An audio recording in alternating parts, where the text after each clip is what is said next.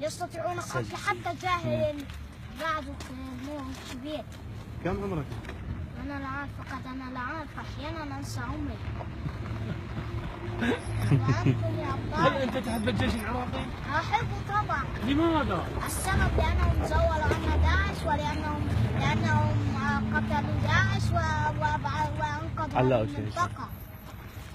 احكي عمو، احكي، شو تريد تحكي؟ احكي. حسنا، داعش مجرمون يقتلون الناس، يستطيعون قتل الصغار ولا يهتمون. الناس الذي عندما كان داعش موجودين سببوا للناس مشاكل، لن يعطونا إلا موارد إلا طعاما فاسدا ولن نستطيع تحمل داعش.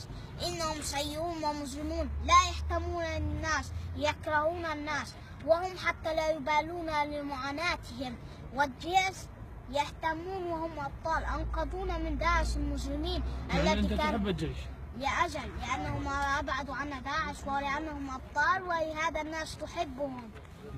ولهذا داعش لا يستحق مصيرهم أن يقتلوا وأن لا نراهم مجددا، ولا يستحقون أن يعيشوا، يستحق أن يموتوا، وأن يستحق الجيش أن يعيش وأن يستحق ما يساوي من أشياء على انتصاره، لأنه سوف يعاقبون داعش ويقتلونهم، لأن الجيش أذكى وأقوى من داعش، لأن الجيش لهم خطط. شو اسمك أنت عمو؟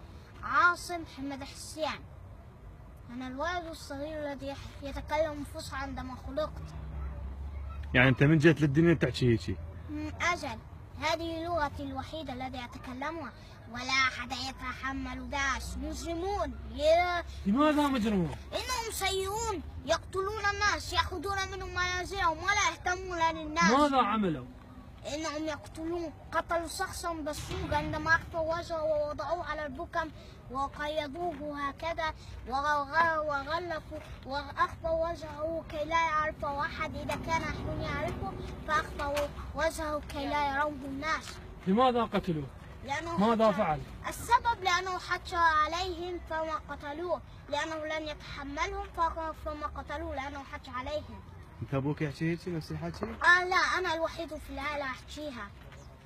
انا الذي يحكيها في هذه العائله، فقط انا الوحيد. بالمدرسه؟ انا اتكلمها، لكن هذه اللغه انها لغه مختلفه عن العراقيه. شو يسموها اللغه؟ الفصحى، وهي لغه القران. والله سمع الله